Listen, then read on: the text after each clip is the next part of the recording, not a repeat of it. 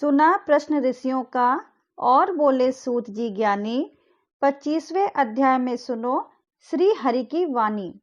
जय श्री कृष्ण भक्तों, आप सभी का हमारे YouTube चैनल अध्यात्म मंथन में स्वागत है। धर्मदत्त ने कलहा से कहा, तीर्थ व्रत और दान आदि के करने से समस्त पाप नष्ट हो जाते हैं, मगर प्रेत योनि में रहने वाले को इसका अधिकार नहीं है। तुम्हारे दुख को देखकर मैं अत्यंत दुखी हूँ और तुम्हारा दुख दूर किए बिना मुझे संतोष नहीं होता। तुम्हारे पाप बड़े भारी हैं, क्योंकि ये तीनों योनियां बहुत बड़े पाप करने वालों को ही प्राप्त होती, और प्रेत योनि तो थोड़े पुण्य से नष्ट भी नहीं हो सकती। लेकिन मैं तुम्हें इस योनि से अवश्य छुड़ाऊंगा, इसलिए मैंने जो कार्तिक का व्रत किया है उसका आधा पुण्य तुम्हें देता हूँ, क्योंकि यज्ञ दान तीर्थ से सब निश्चय ही कार्तिक के व्रत के पुण्य के समान नहीं है। देवर्षि नारद बोले, हे राजन, इतना कहकर धर्मदत्त उसको ओम नमो भगवते वासुदेवाय यह 12 मंत्र सुनाया और तुलसी का जल उसके ऊपर छिड़का। बस फिर क्या था, क्षण भर में वह प्रेत योनि से छूट प्रज्वलित शिखा के समान दिव्य रूप धारण कर लक्ष्मी के समान सुंदर हो गई। तब वह धर्मदत्त को दंडवत करके प्रसन्नता से गदगद होकर बोली, हे ब्राह्मण, आपके आशीर्वाद से मैं इस घोर नरक से छूट गई हूँ। मुझे पाप सागर में डूबती हुई के लिए आप नौका के समान हैं। नारद जी ने कहा, हे राजन, अभी कलहा इसी प्रकार कह ही रही थी कि वहां पर विष्णुगढ़ एक विमान लेकर आए। विमान के द्वार पर अप्सराएं और गढ़ बैठे हुए थे। धर्मदत्त ने उनको देखकर प्रणाम किया। पुण्यशील और सुशील नामक भगवान विष्णु के गणों ने धर्मदत्त को अपने हाथों से ऊपर उठा उसका अभिनंदन करके कहा, हे द्विजश्रेष्ठ, आप धन्य हैं जो सदा भगवान विष्णु के व्रत कथा और सेवा में लगे रहते हैं।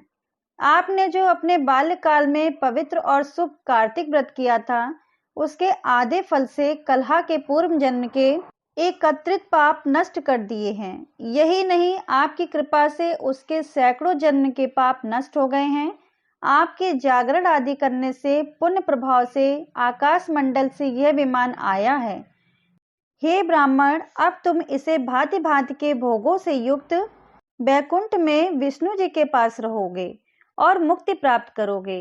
हे दया सागर, वह मनुष्य धन्य है और जन्म उन्हीं का फलीभूत है जिन्होंने तुम्हारी तरह विष्णु जी की भक्ति की है, क्योंकि भगवान विष्णु अपने भक्तों को भला क्या नहीं देते। जिन्होंने प्राचीन काल में उत्तानपाद के पुत्र को ध्रुव पर पहुंचाया, जिसके सुमरन मात्र से प्राणियों की मुक्ति हो जाती है। प्राचीन काल में विष्णु जी केवल अपने नाम के स्मरण से ही आप द्वारा पकड़े हुए हाथी को हस्त योनि से मुक्त करके जय नाम देकर अपना पार्षद बना लिया। तुमने उसी विष्णु की सेवा की है, इसलिए तुम अपनी दोनों स्त्रियों सहित 1000 वर्ष तक भगवान विष्णु के पास निवास करोगे। जब तुम्हारा पुण्य क्षीण हो जाएगा, तब तुम सूर्यवंश में अपनी दोनों रानियों के साथ राजा दशरथ के नाम से प्रसिद्ध होगे, तथा ये कलहा तुम्हारे आधे पुण्य की भागीदार होने के नाते तुम्हारी तीसरी भार्या होगी। वे भगवान विष्णु पुत्र के रूप में तुम्हारे पास रहेंगे और देवताओं का कार्य करेंगे। विष्णु जी को प्रसन्न करने वाले तुम्हारे कार्तिक व्रत से अधिक महत्वपूर्ण यहाँ दान तीर्थ आदि और कोई भी नहीं है।